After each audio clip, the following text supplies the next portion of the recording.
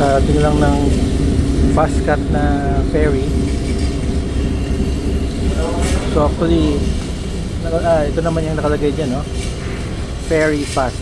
So we're leaving ahead of fast cut, but I'm sure overtikan kami nito, no? Kung alam ko lang sanang dating tong fast cut, we could have taken this, no?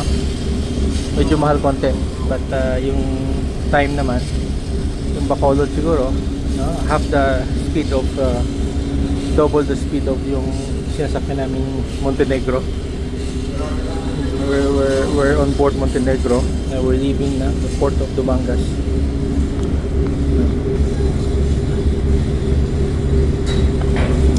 Tingnan natin how fast is this fast cut. Hindi pa sila nakapag unload, no, ng mga vehicles nila. I think it's only 1/4 of the size, but faster daw. Let us see. I think we have mga 15 minutes na head start. Let us see kung at what point doon sa biyahe na aabutan kami ng fast cut.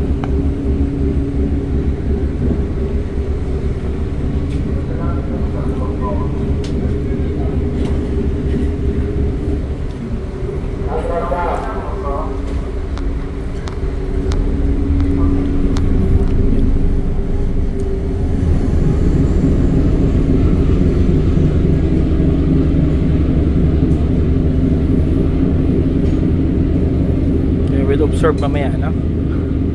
Hindi pa sila nakapagbaba ng mga vehicles nila, no? And now we're taking off. Orasan natin, no? Ilang minutes na abutan kami ng fast cut.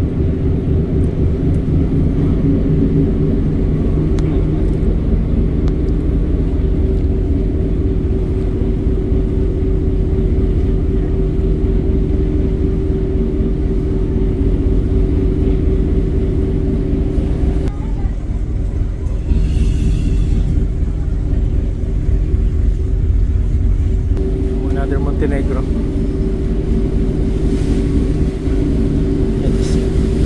Oh, mabilis din pala to. Mabilis din pala. At see, no?